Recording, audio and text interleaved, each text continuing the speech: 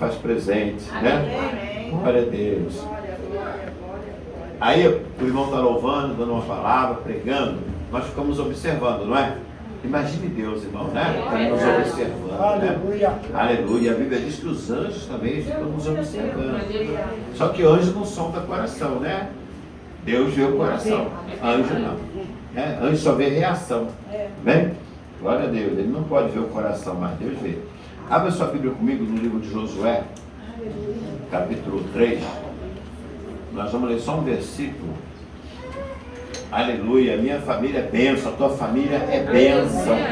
Se a minha família é bênção, a tua família é bênção, a família representada aqui é bênção, irmão.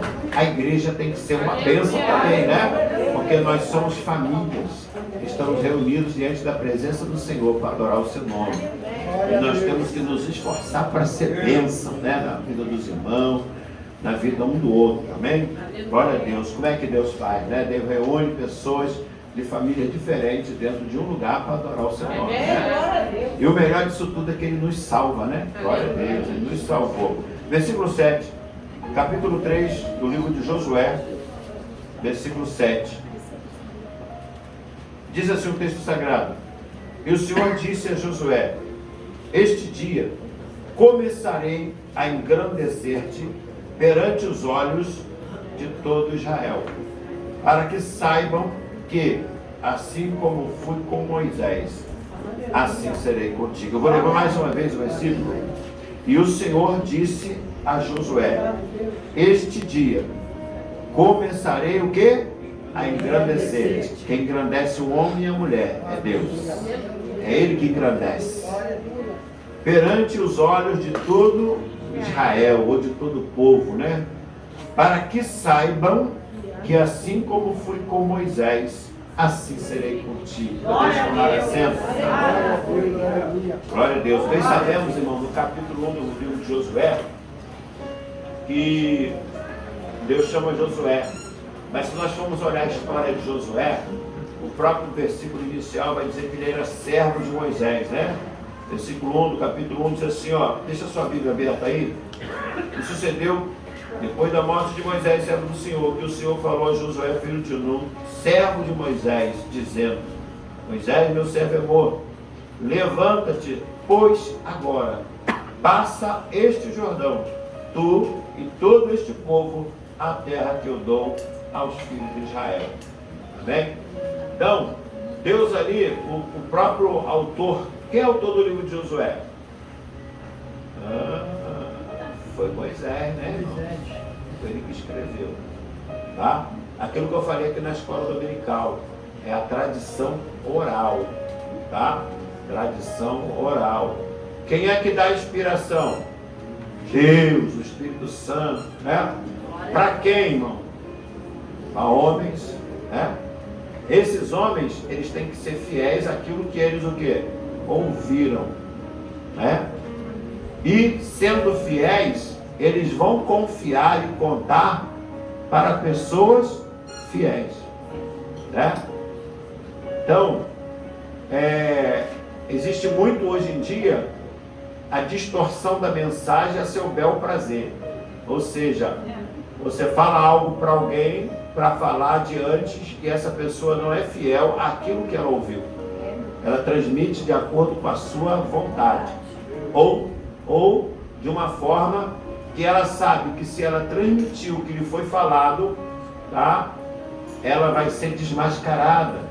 E ela prefere omitir certas verdades para que não seja revelado o seu pecado. E ela muda o sentido da palavra ou da história. É o que acontece muitas das vezes com as parábolas. Acontecia e acontece muito. A pessoa mudar o sentido para o seu bel prazer, por seu bel prazer. Mas como havia uma tradição oral, as histórias, o que está registrado, foi passado de um para o outro. Por exemplo, de Adão até Noé, deu um espaço muito grande de tempo. Porque a geração que foi salva com Noé, foram 8 pessoas, não foram? O restante morreu tudo. Como é que nós sabemos as histórias lá do Gênesis? Né? Como é que Moisés soube? duas coisas importantes. Uma delas foi a tradição, a revelação, melhor, a revelação divina e a tradição oral. Aquilo foi passado de boca a boca para homens confiáveis que não deixaram de passar aquilo que ouviram. E foi passando. Né? Hoje, muito das pessoas hoje andam tão desapercebidas, irmão, que está arriscado você falar uma coisa agora e daqui a alguns segundos a pessoa já esqueceu o que foi falado. Porque a nossa mente anda muito envolvida com coisas sem significado, coisas vazias, e quando são as coisas sérias não há espaço para elas, né? Então nós temos que focar nas coisas certas, sérias, verdadeiras e principalmente na palavra de Deus, né? Por falar nisso, quem está lendo aí o calendário de leitura da Bíblia? Quem está lendo? Não é fácil não, poucos irmãos estão lendo, tem que se esforçar, tá, irmãos? Então, nós lemos aqui no versículo 7 que o Senhor disse a Josué: este dia começarei a engrandecer perante os olhos de todo Israel, para que saibam que assim como foi com Moisés, assim serei contigo. Josué estava diante de uma grande responsabilidade, irmão. O versículo 2 do capítulo 1 vai dizer que o seguinte: Deus vai dizer assim, ó, Moisés, meu servo, é morto, levanta-te, pois agora passa deste Jordão, tu e todo este povo, a terra que eu dou aos filhos de Israel. E Deus ali vai dando palavras de ânimo para Josué, porque Josué até então era conhecido como quem mesmo? Como quem mesmo? Servo de Moisés. Às vezes alguém olha para você e diz assim, ele é servo, ele não tem cargo, ele não é isso que todo mundo pensa, não. Mas, irmãos, Deus chama quem Ele quer. E quando Ele chama, Ele capacita. Às vezes as pessoas podem olhar para você e não dá nada para você, mas diz aí para o irmão que está do seu lado, Deus está de olho em você. Deus está te vendo. Deus está te vendo, irmão. Ninguém imaginava que Josué seria o sucessor, porque ele era aquele que servia a Moisés. Mas fala de novo para o irmão que está do teu lado, o segredo de receber o chamado de Deus é ser servo. Ele era servo. O servo não tem vontade própria. O servo fica de olho no Senhor, no seu chefe, para servi-lo em tudo que for necessário. Servo não fecha os olhos para ver o que o Senhor precisa, para observar o que o seu Senhor está precisando. Servo não se distrai, porque ele pode ser solicitado a qualquer momento. Então o servo está de prontidão como um soldado. Paulo disse, que todo aquele que milita não se embaraça com o negócio dessa vida para agradar aquele que o alistou. O apóstolo Paulo fala para Timóteo. Então, aquele que se alistou não se embaraça com o negócio dessa vida. Uma sentinela, ela não pode distrair-se nem dormir, porque a primeira vítima do inimigo vai ser ela. E depois que o inimigo invadir a cidade, o quartel, o lugar, o porteiro, ele domina tudo que está à sua frente. Mas se houver um vigilante, um servo vigilante, ele vai impedir a ação do inimigo, vai tocar a trombeta e todos o arremeterão e será resolvido o problema, ele não invadirá. Então, a vigilância é constante na nossa vida. Aí Deus diz para Josué que em todo lugar que pisar a planta do seu pé, versículo 3 do capítulo 1, ele dá os limites, né, desde o deserto até esse Líbano, e ali vai expondo para ele. Aí ele vai dizer no versículo 7 para Josué: então somente esforça-te e tem muito ânimo, para teres o cuidado de fazer conforme a toda a lei que meu servo te ordenou, Moisés te ordenou. Dela não te desvie nem para a esquerda nem para a direita, tá? Para que prudentemente conduza por onde quer que andares. Não se aparte da sua boca o livro desta lei, medita nele de dia e noite, para ter cuidado de fazer conforme tudo quanto nele está escrito, porque então farás prosperar o teu caminho, então prudentemente se conduzirá. O segredo da vitória de Josué estava em ouvir, observar e guardar.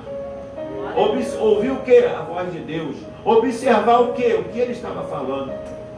Observar é você trilhar na sua mente o caminho que Deus está te mandando, determinando.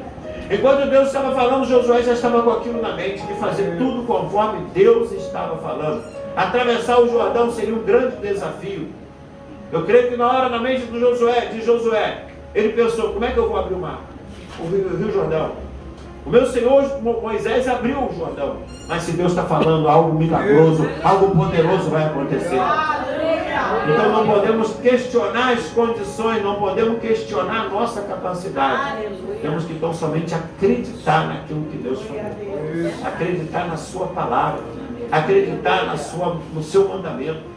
Aí, ele vai dizer para Josué o seguinte: meditar no livro, meditar na palavra, dia e noite. A meditação é necessária. Você pode dizer, pastor, eu leio a Bíblia, mas você medita? O que é meditar? É você trazer à memória aquilo que você leu. É você fazer uma narrativa daquilo que você leu.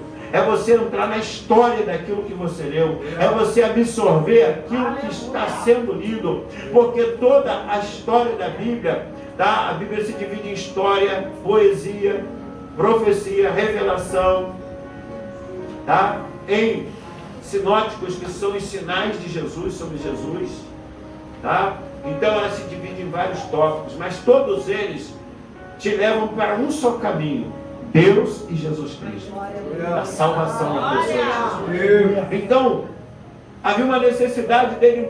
Olha só, não se aparte da tua boca o livro desta lei. Só fala da palavra, irmão, quem lê a palavra. Só abre a boca para falar da palavra quem lê a palavra, quem medita na palavra, quem tem constante intimidade com a palavra. Às vezes temos tempo para tudo, menos para a palavra, né?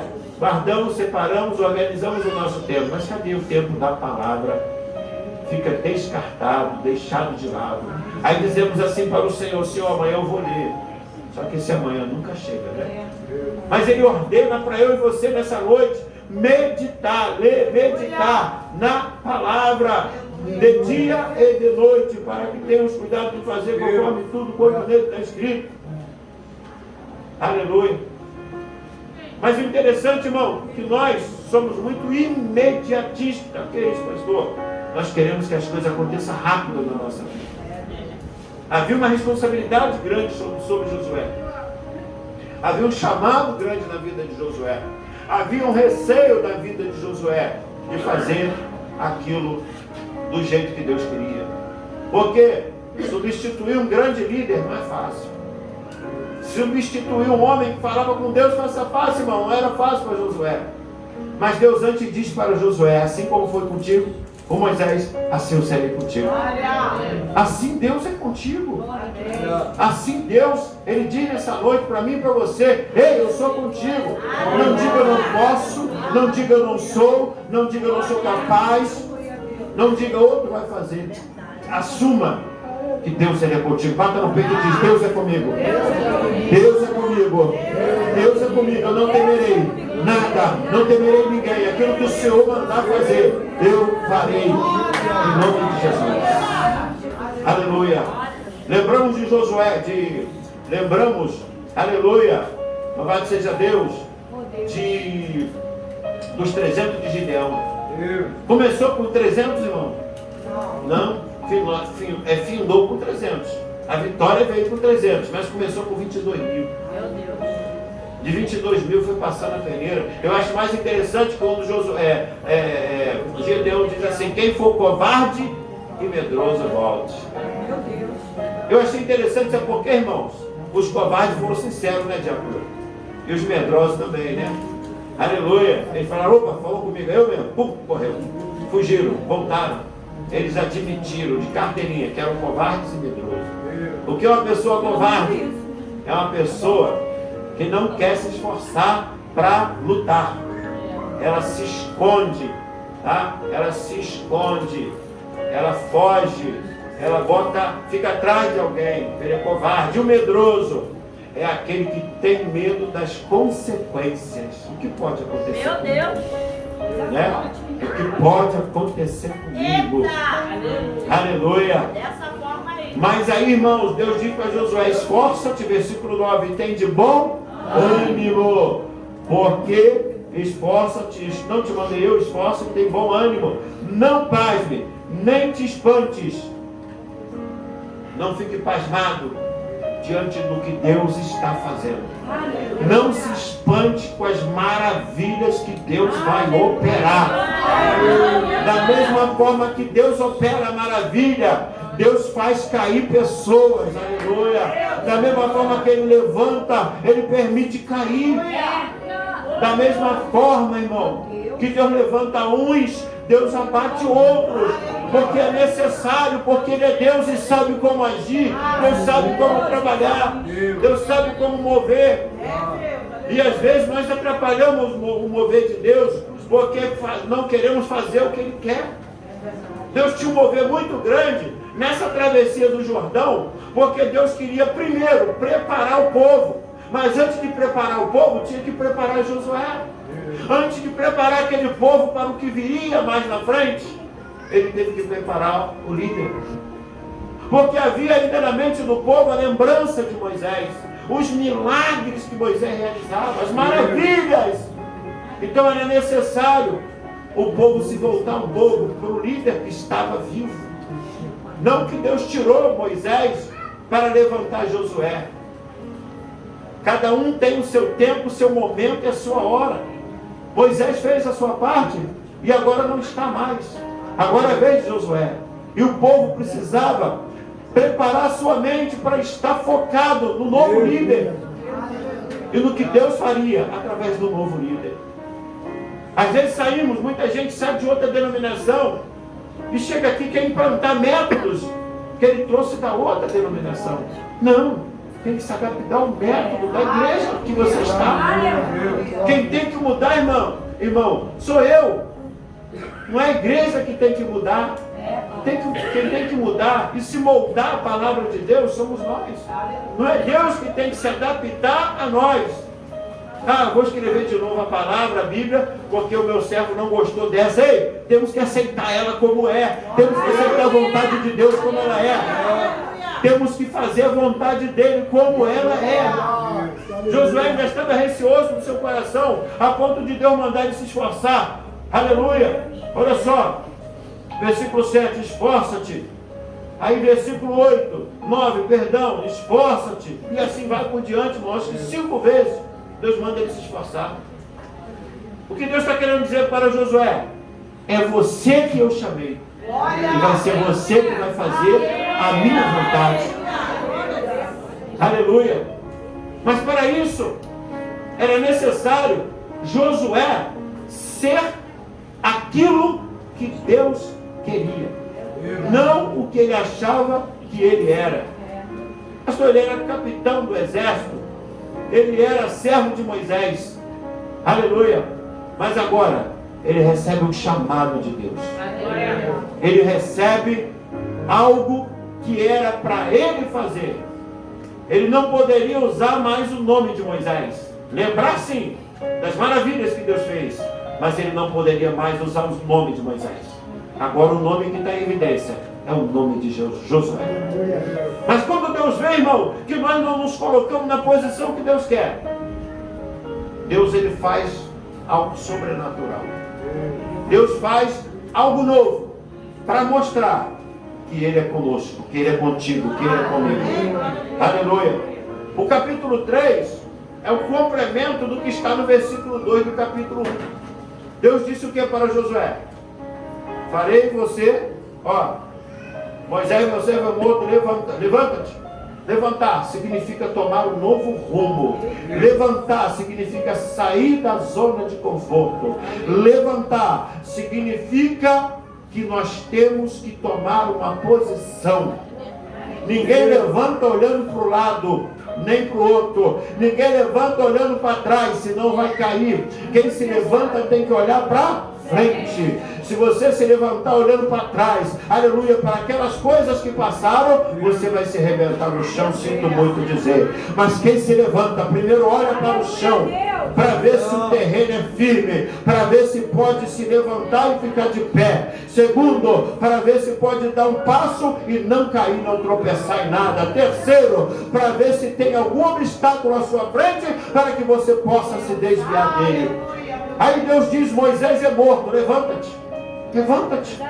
Aleluia, não fica lamentando, porque já passou, já foi. Agora o negócio é contigo, Josué. Toma uma posição. Agora, ó, levanta-te, pois agora passa este Jordão. Aleluia. Parece que dá a entender que Deus mandou ele levantar e atravessar o Jordão.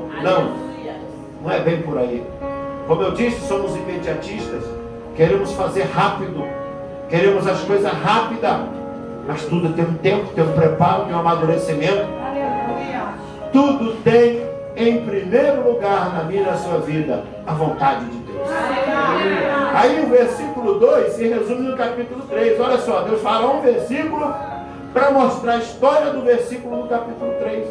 A passagem do Jordão começa assim: levantou-se, pois, Josué de madrugada e partiram de Sitim, e vieram até o Jordão, ele e todos os filhos de Israel, e pousaram ali antes de passarem. Por que de madrugada?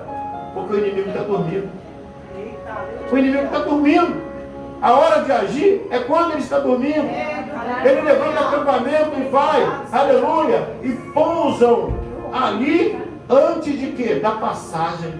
Antes de passar. Eles levantam acampamento. O que é levantar acampamento? É sair do conforto, é sair da comodidade, é sair da mesmice, é mudar de rumo, é mudar de direção, segundo a direção de Deus. Aí eles se levantam de madrugada, saem de Sitim, vão até o Jordão, todos os filhos de Israel com ele, porque não tinha outro lugar para ir, não tinha outra pessoa para seguir, não tinha outra atitude a não ser seguir o líder. Aí eles pousam ali antes de passar. Versículo 2: e sucedeu que ao fim de 3 dias que os príncipes passaram pelo meio do arraial. Josué diz para os príncipes: passem no meio do arraial. Sabe o que significa o príncipe passar no meio do arraial? É observar quem está no mesmo propósito. É observar se tem alguém murmurando. É observar, é observar se tem alguém focado no objetivo e no alvo, que não é de Josué, mas é de Deus. Josué é apenas um instrumento para guiar o povo, para dirigir o povo. Aleluia. Para ver se todos estão falando a mesma linguagem. Um dizia para o outro: o que vai acontecer? Olha, Josué disse que Deus falou para ele que nós vamos atravessar o Jordão. Opa, estou nesse negócio, estou junto com Josué. Nós estamos juntos. Mas talvez alguém deve ter dito: ih, vai atravessar nada, porque está tão bom. Nós estamos em Sitim, aqui tem coisa boa, aqui tem comida, aqui tem alimento. São aqueles que dão para trás, são aqueles que vão contra a liderança, são aqueles que vão contra até a vontade de Deus. Foram contra a vontade de Jesus, desobedeceram a Jesus, porque não vão questionar a nossa direção, a nossa liderança. Mas o que Deus diz para Josué: ei Josué, esforça-te, tem bom ânimo, aleluia, não se aparte da tua boca o livro desta lei, medita nele de dia e de noite, assim você vai ser bem sucedido. Assim como eu fui com Moisés, Josué, eu sou contigo, não temas, não se assombres, não fique com medo. Aí sucedeu no versículo 3, que ordenaram ao povo, dizendo: quando vides a arca do concerto do Senhor vosso Deus, e que os sacerdotes e levitas a levam, parti vós também do vosso lugar e seguia. A presença de Deus naquela época era representada através da arca do concerto, que Deus deu ordem a Moisés para que fosse feita, e foi feita conforme as instruções divinas. Então ali representava a presença de Deus, e realmente a presença de Deus se manifestava ali. Aquela arca era sagrada, só quem poderia levar os levitas. Era uma das tribos de Israel que foi separada para ser a tribo sacerdotal, que muita gente chama cantor de levita. Não é nada disso. Levita eram aqueles que faziam sacrifícios no templo, matavam o animal, sacrificavam o animal e usavam o seu sangue para aspersão, a sua carne para ser queimada, tá? Eles adoravam, louvavam, mas não eram eles os responsáveis pelo louvor. Eles eram responsáveis pelo sacrifício. Quem era responsável pelo louvor era a família, tá? De Asaf, tá? Até o salmista, até Davi foi um salmista, e ele adorou muito a Deus, porque a adoração, irmão, não é só para levita, a adoração é para todo aquele que crê em Deus, o adora o Espírito do Pai. Então não tem específico para louvar a Deus. Pode ter até cantores, como tem nos salmos, pode até ter cantores, porque quando Miriam, quando o povo de Israel atravessou o Mar Vermelho e foi possuir a terra prometida, Miriam era levita? Não, mas ela louvou a Deus, cantou com tamborins, dançou, celebrou na presença de Deus, amém? Porque adorador reconhece que o único digno de adoração, de louvor, de honra e de glória é o nosso Deus. Ninguém disse assim: Miriam, dança, Miriam, pega o teu pandeirinho, aleluia, o teu tamboril e louva o Senhor. Não, ela foi impulsionada pelo Espírito Santo de Deus, de louvar a Deus, porque estava pisando na terra que Deus prometeu. Aleluia. Então o adorador, ele adora em qualquer lugar, a qualquer momento, porque ele é adorador. Ele não tem título de adorador, ele é um adorador. Aleluia. Adorador não tem título, não tem carteirinha, não tem quadro na parede, não tem diploma. A adoração, ela vem do coração, da alma, do profundo, do íntimo. Aleluia. Reconhecendo o senhorio de Deus. Aleluia. Louvado seja Deus. Aí ele diz para o povo: olha, quando os príncipes, quando passam no meio do povo, ordenam ao povo que quando eles vissem a arca do concerto do Senhor vosso Deus, e que os sacerdotes e levitas levam, parti vós também do vosso lugar e segui. Ou seja, a arca vai na frente e os levitas levando, tá? E os sacerdotes e o povo atrás. Ou seja, Jesus diz assim: olha, falei aqui na EBD, aquele que quiser vir após mim, negue-se a si mesmo, tome a sua cruz a cada dia e siga-me. Aleluia. Ou seja, é Jesus na frente e eu atrás. É Jesus na frente, você atrás. Tem muita gente passando à frente de Jesus, irmão, falando coisa que Jesus não falou, fazendo coisa que Jesus não mandou e dizendo: não, eu estou com Jesus. Está nada. Aleluia. Primeiro que estão rejeitando e negando a sua cruz, estão cortando a sua cruz. Aleluia. E depois estão passando à frente de Jesus, dizendo que Jesus mandou, dizendo que Jesus disse, sem Jesus ter dito nada. Aleluia. Tomando o nome do Senhor até em vão. Aleluia. Mas tem que seguir a Jesus. Aleluia. Tem muitos que estão sendo seguidos, mas eles mesmos não estão seguindo a Jesus. Muitos estão enganados porque às vezes traz uma profetada, porque roda, sapateia, para o mistério, se contorce, todo mundo. Eita, Deus está nesse negócio. Está nada. Tenha discernimento de espírito, igreja do Senhor. Pede discernimento a Deus. Pede discernimento a Deus. Eu já expulsei demônio com a mente aqui, já contei isso para a igreja. Uma irmã falando em língua sapateando na igreja, eu falei assim, visitante, eu falei assim: Senhor, se for o Senhor, continua, se não for o Senhor, se for outro espírito, para agora. Agora, eu falei, agora, na minha mente. A mulher parou e sentou, fica quietinho no lugar. A autoridade do nome de Jesus, com a mente, irmão, na minha mente, não foi uma, não foi duas, foi várias vezes. Falei assim: Senhor, vai sentar agora. A pessoa olhou para um lado, olhou para o outro, ficou quietinho no lugar dela. Porque o Espírito Santo, aleluia, foi e repreendeu aquele demônio. Porque eu pedi ao Senhor. Sabe por quê, irmão? Eu não vou ficar fazendo força com o demônio. Puxa para cá, puxa para lá. Não. Não. Ele quer isso, fazer graça, repreender. Mas no nome de Jesus você vai ordenar. Sabe o que o diabo quer? Chamar atenção. Aí fica aqui meia hora na igreja. Já foi um tempo de uma pregação, né? 40 minutos, já foi um tempo de 2 ou 3 saudações. Acabou o culto, o diabo vai lá. Acabei com o culto deles. Leva para fora, ora, repreende. Se der para expulsar aqui, expulsa. Se não der, leva lá para fora. Se possível, dá um beliscãozinho no braço, repreender. Se tiver na carne, vai dizer: ai! Ai! Eu já fiz isso, mano. Eu fiz isso. Uma jovem que vinha aqui, ela ficava aqui na festa. Aí, não leva ela para fora. Estava trabalhando no culto, eu falei para a pastora: continua o culto. Não para não, porque o culto é para Deus, irmão. Tem que ter continuidade. Porque quando nós propomos, irmão, algo para Deus, preste atenção nisso. Nós somos a igreja, sim ou não? Sim. Nós somos a noiva do Cordeiro, sim ou não? Sim. Que isso, pastor? Eu sou homem, sou noiva? É. Desde o momento que eu aceito Jesus, eu sou noiva dele. Mas tu é homem, mas no mundo espiritual eu sou noiva de Cristo. Você é noiva de Cristo, porque eu sou a igreja.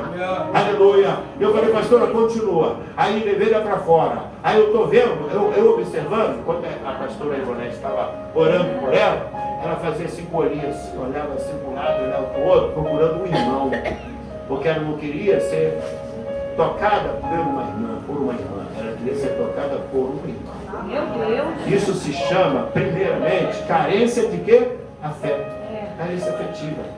Mas como ela estava querendo que o irmão tocasse, por essa parte aí, ela queria que um homem tocasse ela. Ela estava com carência de homem, meu Deus. Aí eu de fininho, vi aqui no cotovelo dela, ela, ai, pastor! Falei, pode levantar, irmão. Acabou. É carne. Aí falei, irmã, vigia. Mas é que menino está com problema em casa, vamos orar. Qual é o problema? Minha mãe isso, meu pai aquilo, vamos orar. Senhor, toma a família dela, aí para todo mal, em nome de Jesus. Amém, vamos para dentro orar. O culto, ela veio e ficou, não ficou aqui na igreja, foi embora. Mas, irmão, então, nós temos que estar ligados que é Deus discernimento de espírito. Se é o Espírito de Deus ou se não é ele. Se você pedir, se você falar, ele vai te mostrar. Amém? Aí, a ordem era a arca ir na frente, a presença de Deus ir na frente. Porque, irmão, para lutar contra Satanás, tem que ter a presença de Deus na sua vida. Tem que colocar Jesus na frente, irmão. O inimigo era feroz, o inimigo é terrível, covarde, é sujo. Então Jesus tem que estar na frente. Aleluia. E nós com o sangue dele na nossa vida. Senão o inimigo vai nos esmagar. Aí ele diz no versículo 4, já vou terminar. Haja contudo distância entre vós e a arca, como da medida de 2.000 côvados, ou mais ou menos 1 quilômetro, e não vos chegueis a ela, para que saibais o caminho pelo qual haveis de ir, porquanto por este caminho nunca passaste antes. Há caminhos que ao homem parece direito, mas o fim dele é morte. Somente na presença de Deus, irmão, olhando para Jesus, que é autor e consumador da nossa fé, ele indo na nossa frente, porque nós não conhecemos o caminho que devemos andar. Aleluia! Eu estou dizendo o caminho desse mundo, porque o caminho é Jesus. Ele diz em João 14,6, eu sou o caminho, a verdade e a vida. Ninguém vai ao Pai a não ser por mim. Mas esse mundo é espinhoso, é tenebroso, é cheio de armadilha. Mas quando tu anda olhando para Jesus, aleluia, você flutua sobre as tribulações, sobre as adversidades, sobre o sistema corrompido desse mundo. Mas quando nós começamos a olhar as coisas desse mundo, a observar e tiramos os olhos de Jesus, há um prejuízo na nossa vida, em todas as áreas, espiritual, sentimental, material. A nossa vida já está pronta para cair na armadilha e ser devorada pelo inimigo. Mas quando olhamos para Jesus, aleluia, ele vai na frente cortando os laços, quebrando os espinhos, cortando as armadilhas, vai limpando o caminho para você, a igreja do Senhor, passar. Aleluia, ele manda ter uma distância. Aleluia, e depois versículo 5 disse Josué ao povo. Versículo 5 é interessante que Deus fala algo, irmão, que a igreja tem que fazer. Olha só, Gálatas 5,19, vamos ler lá rapidinho. Gálatas, fica na Bíblia, irmão. Gálatas 5,19. Pegou essa? Gálatas 5,19, que achou, diz, eu vou morar no céu. Vou dizer o jargão do Gálatas 5,19 diz o seguinte: porque o quê? As obras da carne são manifestas, as quais são, olha, prostituição, crente não se prostitui. Impureza, crente se purifica. Depois, lascívia, tá? O que é uma pessoa lascívia? É uma pessoa que só pensa em pornografia, em coisas, tá? Pecaminosas, sensuais, só vê sensualidade, só vê coisas abomináveis. Ó, idolatria, tá? Idolatria não é só prostrar diante de imagem, não, irmão. Idolatria é adorar o marido. Eu conheci uma irmã no meu trabalho, ela falava assim: meu marido é a coisa mais linda, não se compara a nenhum outro homem. E era lindo mesmo, tanto é que o outro apagou ele. Então idolatria não é só isso não, irmão. É idolatrar emprego, é idolatrar carro, é idolatrar bem material, é idolatrar esposa. Minha esposa é uma Miss Brasil. Não, né? A minha esposa é bonita, é linda. ainda, né? Mas eu adoro a Jesus, amém? Glória a Deus. Feitiçaria. Pastor, eu não coloco nada na encruzilhada, mas sabe o que é o feiticeiro? Deus fala assim para Samuel, que o pecado, para Saul, através de Samuel, que o pecado de rebelião é como a feitiçaria. Saul se rebelou contra Deus. E Deus considerou o pecado de Saul como feitiçaria. Tá? Ou seja, o que é feitiçaria? É fazer maldade para alguém, é desejar o mal para alguém, é desejar que alguém seja tirado para aquela pessoa ser colocada no lugar. Meu Deus. Ou alguém do seu interesse. Isso é feitiçaria, irmão. É a palavra de Deus. Tá? Oração contrária. Vocês acreditam que eu já ajoelhei diante de um presbítero no púlpito? E eu era diácono. Ele ajoelhou do meu lado. Como ele era presbítero, eu passei a honra para ele, sendo eu diácono. Presbítero, pode orar. Olha a oração do presbítero. Senhor, meu Deus e meu Pai, tira o pastor dessa igreja. Sério, irmão? Meu Deus. Aí eu ficava do lado dele. Só que o responsável da igreja, depois do pastor, era eu. Era diácono. Mas o responsável era eu. Eu que estava coordenando ali, o pastor estava trabalhando. Aí ele olha assim, Senhor, tira esse pastor, porque esse pastor não está preparado. Esse pastor está vazio, não tem nada para falar, não tem nada para fazer. Aí eu tomei o microfone da mão dele, ele abriu o olho e falou, o que é isso, irmão? Eu falei, irmão, você é macumba. Você feitiçaria, rapaz. Você está orando o contrário. Se fosse você que teria, se fosse você um pastor, esse nem estaria aqui, nem existia, irmão. Espera seu tempo, vai orar, vai se converter, na verdade, né? Porque estava orando ao contrário. Orando ao contrário. Vê se pode isso. Né? Doido que o irmão caísse, doido que o pastor fosse detonado, né? Fora outras coisas que ele falou. Inimizades. Olha, irmão, já pensou se lá no céu tivesse inimizade? Já pensou, irmão Alexandre? Lá no céu, do lado direito, os que são amigos. Oh, que saudade! Que saudade! Do outro lado, os inimigos. Um furando o olho do outro, dando banda no outro.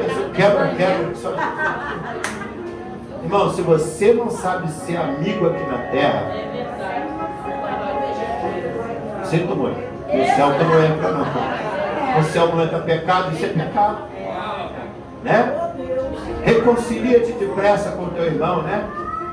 Antes que ele te entregue na mão do juiz, que você seja condenado. Porfia, tá? Porfia é uma luta por poder, sabia? Luta por cargo. Queria tanta cadeira do pastor. Deus, não fiz. Né? Irmão, eu conheci um homem que ele ganhou uma cadeira. Ele sentou numa cadeira. Só que ele morreu na cadeira que ele sentou. Está na Bíblia. Quem foi? Sumo sacerdote Eli. A história de Eli começa assim: e estava Eli, o sacerdote, sentado numa cadeira junto ao templo do Senhor.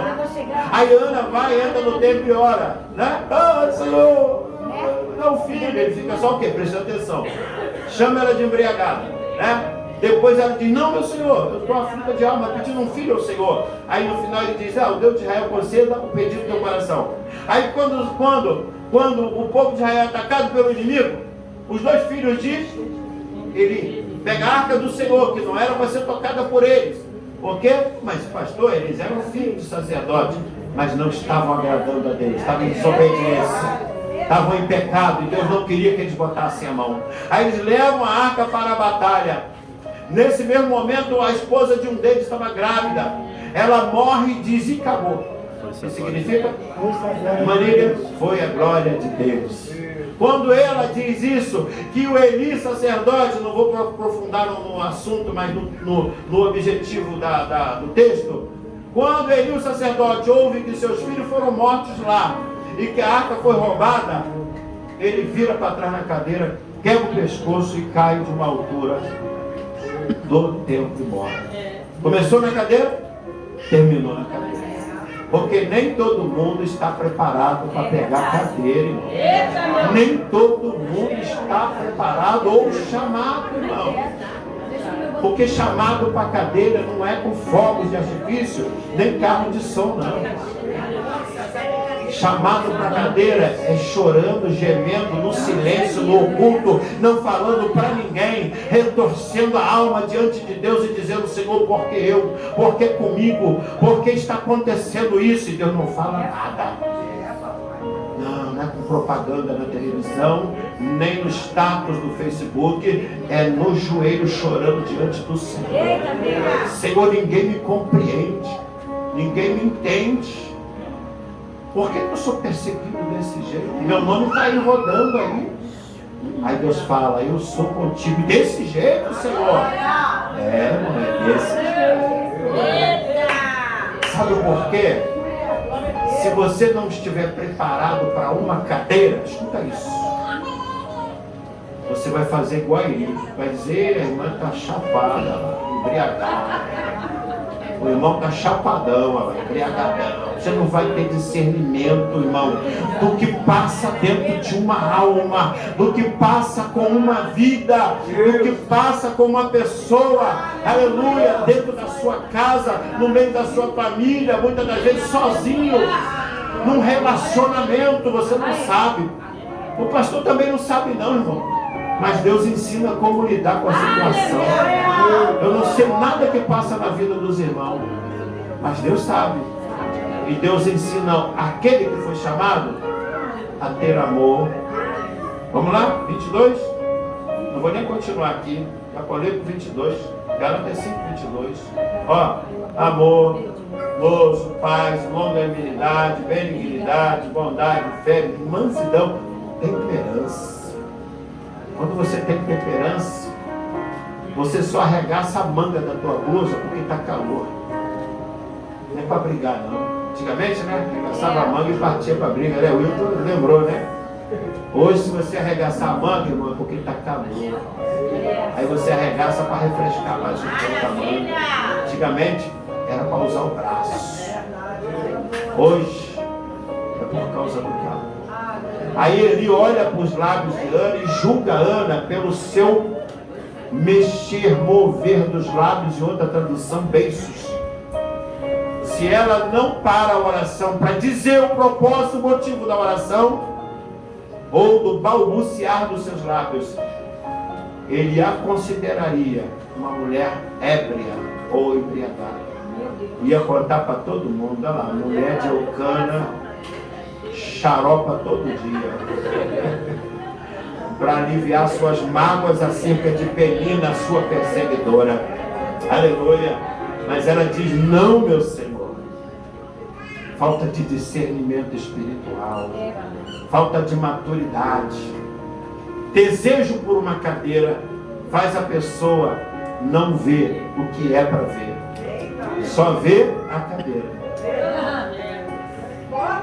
Verdade? Aí, temperança. Bota estas coisas não ali. Deixa eu voltar lá para Josué rapidinho. Não vou enfadar mais os irmãos. 9 e 10. Aí o que acontece?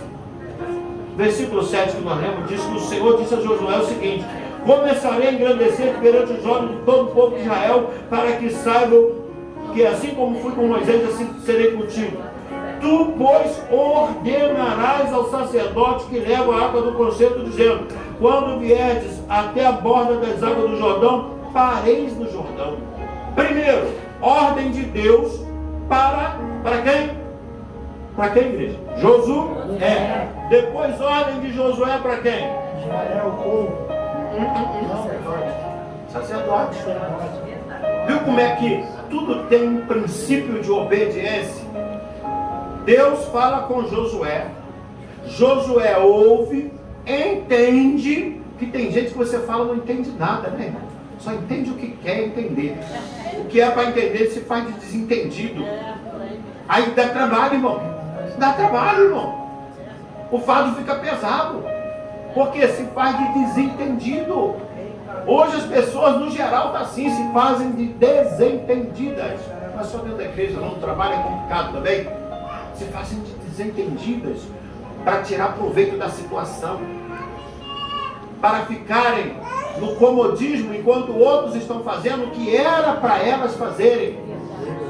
Não, tem gente demais aí para fazer, eu vou fazer não. Aí Deus dá ordem a Josué para ver qual é a de Josué. Josué prontamente, sacerdote, vem comigo. É isso, sacerdote levita, vem comigo. É isso. Então vamos avançar. Vamos fazer o que Deus mandou através do líder. E vamos obedecer, porque não é o líder que está mandando. Em primeiro lugar, é Deus que está mandando. E se é Deus que está mandando, vamos obedecer. Aleluia. Porque essa é a vontade dele. E assim faremos. Aleluia. Aí Deus disse que vai engrandecer o nome de Josué. Deus pega e manda que os levitas ou os sacerdotes, quando chegam à beira do rio, parem. E quando os seus pés tocam a água, ele diz: para. Aí o que acontece? Versículo 11. Eis que a arca do conselho do Senhor de toda a terra. Aleluia. Passa o Jordão adiante de vós. Versículo, perdão, vou voltar um pouco. 10. E disse mais Josué: nisso conhecereis que o Deus vivo está no meio de vós, e que de tudo lançará diante de vós os cananeus, aos heteus, aos heveus, aos fariseus, aos gigazeus, aos moreus e aos jebuseus. Era uma conquista muito grande. Mas a conquista de Deus, como eu falei, não é no braço, não é na força, é na obediência. É na fé, na obediência. É obedecendo a liderança, é obedecendo aquilo que Deus determinou, é fazendo conforme a palavra de Deus ordena. Aí o versículo 11 vai dizer que a água do conselho do Senhor de toda a terra passa o Jordão diante de vós. Tomai, pois, agora 12 homens das tribos de Israel, de cada tribo um homem, porque há de acontecer que assim que as plantas dos pés do sacerdote que leva a arca do Senhor, o Senhor de toda a terra, repousem nas águas do Jordão, se separarão as águas do Jordão, e as águas que, aí vou adiantar aqui que todo mundo sabe o que aconteceu, né? As águas de cima pararam, de baixo correu, ficou tudo seco, como o evangelista falou aqui sobre o Mar Vermelho. Aí, versículo 16 vai dizer que pararam-se as águas que vinham de cima, levantaram-se no montão, muito longe da cidade de Adã, que está da banda de Sartã, e as que desciam ao mar das Campinas, que é o mar salgado, faltavam de todo, e separaram-se então, e passou o povo de fronte de Jericó. Quando o povo atravessa, eles passam em frente a Jericó. Aí Deus faz um resumo. Acredito que Deus fez um resumo. Bom, o povo obedeceu a Josué. Primeiramente, Josué me obedeceu. O povo obedeceu a Josué. Os sacerdotes obedeceram. Tem coisa grande aí, aleluia. Tem coisa grande aí para acontecer. Tem coisas maiores para acontecer. Aleluia. Porque, irmão, para conquistar Jericó no capítulo 6, teve que haver esforço no capítulo 3. Teve que ter obediência no capítulo 3. Para conquistar, tem que haver esforço. Você quer se formar em alguma coisa? Vai estudar. Faça uma faculdade, né? Faça cursos. Pastor, está difícil. Presencial, vai para o online, vai para a internet. Você tem internet no celular. Pesquisa aquilo que se adapta a você, a tua vontade, o teu gosto. Cai dentro, batalha. Eu tenho um colega de trabalho lá, que é espírita. Quase sempre ele chega para mim e fala assim: ó, fiz mais um curso. Mas tu está usando o curso? Não, mas uma hora eu vou usar. Mas, irmão, o espírita fala isso. Uma hora eu vou usar. É porque ele está tendo fé, aleluia, que tudo é possível aquele que crê e aquele que se esforça. Vamos ficar de pé, irmãos, aleluia. Versículo 17: porém os sacerdotes que levavam a arca do conselho do Senhor pararam firme e seco no meio do Jordão, e todo Israel passou em seco, até que todo o povo acabou de passar o Jordão. Então, qual é o teu Jordão nessa noite? Qual é o teu Jordão? Aleluia. Diz o texto que o Rio Jordão naquela época, naqueles dias, ele estava transbordando. Um rio, irmão, no seu curso normal, você já tem medo, né? Você já tem medo de entrar nele. Ainda mais rio com correnteza. Agora imagine um rio transbordando. Imagine o sufoco, o terror que passou o pessoal da Bahia, com os rios transbordando e a correnteza levando tudo. E agora o povo de Israel diante de um rio transbordando, aleluia, nas suas ribanceiras, a água subiu além do normal. E agora eu tenho que atravessar esse rio. E agora? Como é que eu vou atravessar esse rio? Acho que Josué está pirando. Não. Se Deus mandou, ele garante. Se Deus mandou, não interessa. Quando o povo, os sacerdotes e os levitas colocaram o pé na água, ele mandou parar. Parem. Depois deu a instrução. Agora avança. Parar para ouvir. Pare para ouvir.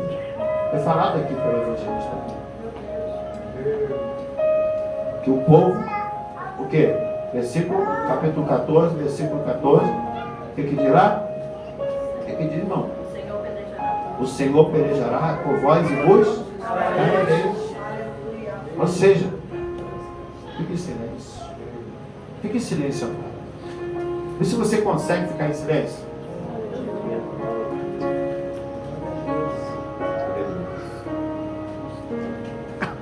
Aí Deus diz assim para eles: fique em silêncio. Veja o livramento. O Jordão está transbordando. Mas Deus diz para você e para mim nessa noite: eu posso abrir esse Jordão. Eu posso abrir esse Jordão para você passar, aleluia, nessa noite.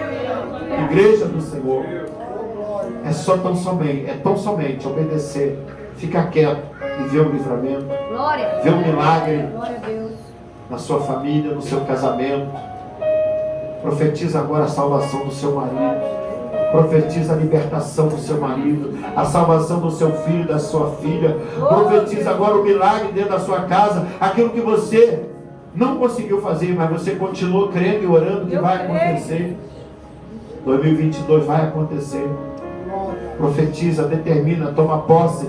Veja o seu marido entrando por essas portas do seu lado de mão dada. Veja o seu esposo, a sua esposa, o seu filho entrando nessas portas com a Bíblia na mão, de mão dada contigo. Veja o seu marido participando do culto da família, aleluia. Do culto da família aqui, você e ele louvando, talvez até trazendo um versículo, uma palavra. Veja isso na sua vida. Veja a mudança dentro da sua casa, aleluia. Louvado seja Deus. Veja a transformação daquela pessoa que você quer que Deus transforme. Não você, mas que Deus transforme. Que eu não transformo ninguém. Quem transforma é Cristo. Somos apenas um instrumento. Veja nessa noite, aleluia, nesse ano, a transformação, a mudança. Pai, em nome de Jesus, eu entrego a tua igreja nas tuas mãos, meu Pai. O Senhor diz: esforça-te, tem bom ânimo. Não pasme, não te espantes, porque o Senhor Deus é contigo. O Senhor teu Deus é contigo. Por onde quer que andares, igreja, o Senhor está conosco. Não temas, por mais que o inimigo pareça gigante. A igreja foi colocada no alto, aleluia, nos fez ele assentar, aleluia, nas regiões celestes, em Cristo Jesus. Então a igreja está por cima do mal, está por cima do inimigo, está por cima da carne, está por cima de tudo aquilo que não é de Deus, porque ele nos fez assentar, aleluia, nas regiões celestiais, em Cristo Jesus, aleluia.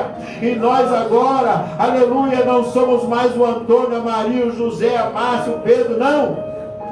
Nós somos cristãos agora. Somos a igreja. Temos que nos comportar como igreja, nos posicionar como igreja, aleluia, porque ele vai tocar a trombeta e só vai subir a igreja. Quem é igreja, sobe. Quem não é igreja, fica. Cadê a igreja do Senhor essa noite? Aplauda o Rei Jesus, igreja do Senhor. Aleluia! Glória a Deus, vamos sentar em um instante.